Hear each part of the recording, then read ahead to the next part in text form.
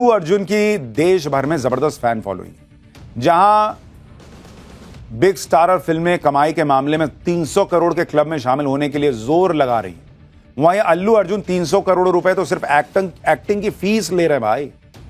300 करोड़ रुपए फीस ले रहे हैं अल्लू अर्जुन की, लाओ दो, क्योंकि उनको पता है फिल्म मेरी कमाएगी। उनकी फिल्म पुष्पा ने सिर्फ साउथ इंडिया में नहीं बल्कि पूरे देश में कमाई के रिकॉर्ड तोड़ दिए। अब पुष्पा 2 ने तो एक हफ्ते में 1000 करोड़ रुपए कमा लिया, एक हफ्ते में 1000 करोड़। अल्लू अर्जुन पर्दे पर पूरी दबंगई के साथ पुष्पा 1 के में कहते थे कि वो फ्लावर नहीं फायर है, लेकिन 1000 करोड़ी पुष्पा 2 के हीरो अल्लू अर्जुन को पुलिस ने फायर से फ्लावर बना दिया। आज जब अल्लू अर्जुन के अरेस्ट की खबर आई तो उनके फैंस शॉक्ड रह गए कि अरे अल्लू अर्जुन गिरफ्तार हो गए।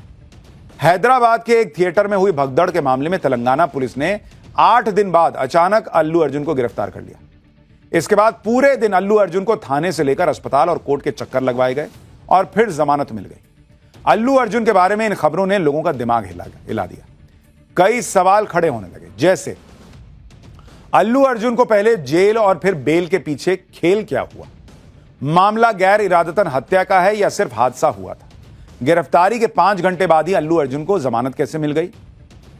अल्लू के अरेस्ट को लेकर हैदराबाद पुलिस क्यों कटघरे में आ गई, ये भी लोग सवाल पूछ रहे हैं।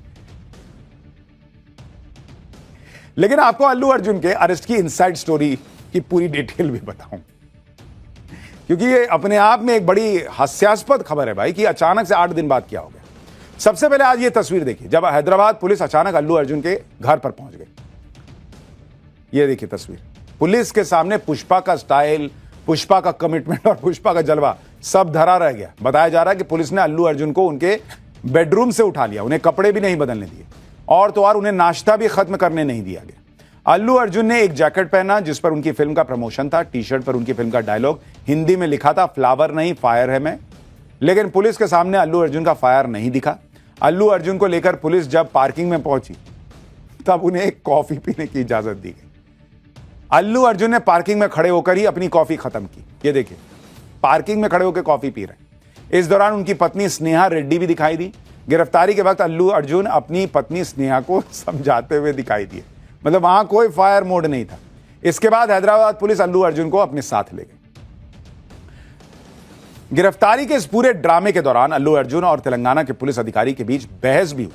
अल्लू अर्जुन ने कहा कि वो सहयोग करने के लिए तैयार है और हिरासत में लेने में कुछ भी गलत नहीं। अल्लू अर्जुन ने कहा कि बेडरूम में घुसकर जिस तरह से उनको ले जाया गया वो थोड़ा ज्यादा हो गया। हालांकि हैदराबाद पुलिस के ऐसे रवैये के बाद भी अल्लू अर्जुन ने पुष्पा वाला स्वैग नहीं दिखाया और चेहरे पर मुस्कान लिए बड़े आराम से पुलिस के साथ चले गए। अल्लू अर्जुन को उनके घर से दोपहर 12 बजे गिरफ्तार किया गया, जहां से उन्हें चिक्कड़पल्ली पुलिस स्टेशन ले जाया गया। हिरासत में लेने के बाद अल्लू अर्जुन का बयान दर्ज किया गया। अल्लू अर्जुन के खिलाफ बीएनएस की धारा 105, 118(1) के तहत मामला दर्ज किया गया है। यह गैर जमानती धारा है। फिर उन्हें मेडिकल चेकअप के लिए अस्पताल ले जाया गया। इसके बाद 4 बजे उन्हें लोकल कोर्ट में पेश किया गया, जहां से उन्हें 14 दिन की जुडिशियल कस्टडी में भेज दिया गया। लेकिन तब तक अल्लू अर्जुन के वकीलों ने हाईकोर्ट में अपील कर दी और शाम के 5 बजे हाईकोर्ट ने अल्लू अर्जुन को जमानत दे दी। अल्लू अर्जुन को 50,000 के मुचलके पर 4 हफ्ते के लिए अंतरिम जमानत मिल गई। अल्लू अर्जुन की गिरफ्तारी का साउथ फिल्म इंडस्ट्री के एक्टर्स विरोध कर रहे हैं।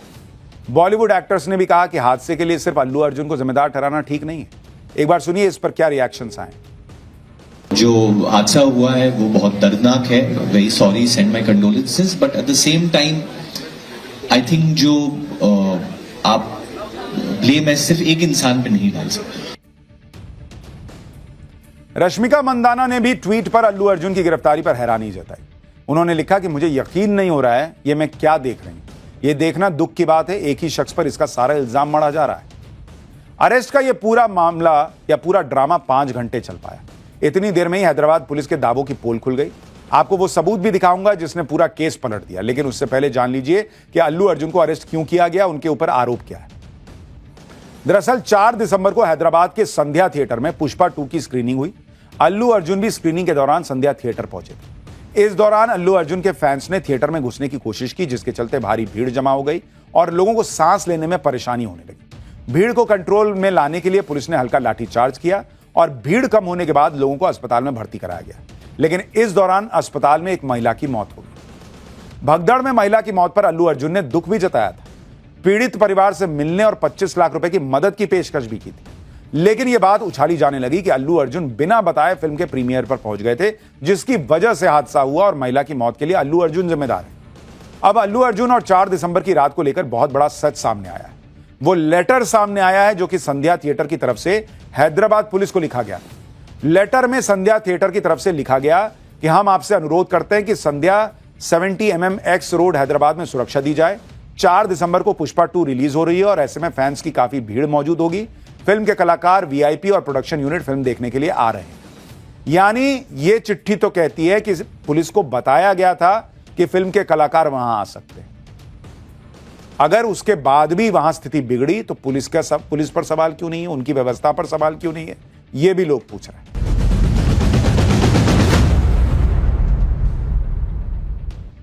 प्रधानमंत्री नरेंद्र मोदी की सोच बड़ी है, उनके काम बड़े हैं और जिस काम को वो करने का ठान लेते हैं उस काम को करने का लेवल अलग लेवल पर ले जाते हैं।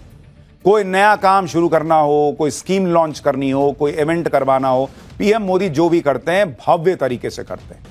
इतने ग्रैंड लेवल पर काम होता है कि हर कोई देखता रह जाता है। चर्चा होती है, जो वो चाहते हैं कि चर्चा हो, भारत की चर्चा हो, भारत के गौरवशाली इस प्रयास की चर्चा हो। जैसे भारत में जब पीएम मोदी ने G20 समिट कराया था, आपको याद होगा, बस पूरी दुनिया देख के हैरान रह गई कि क्या जबरदस्त समिट हुआ है। इसी साल जनवरी में जब अयोध्या में राम मंदिर बनकर तैयार हुआ, उसका उद्घाटन कितने ग्रैंड लेवल पर हुआ था। इसी तरह से अब महाकुंभ को भी पीएम मोदी एक ग्रैंड लेवल पर ले जाने का प्रयास कर रहे हैं, क्योंकि यह पहली बार है जब मोदी राज में महाकुंभ होने जा रहा है। वही 2012 में हुआ, उसके बाद अब हो रहा है।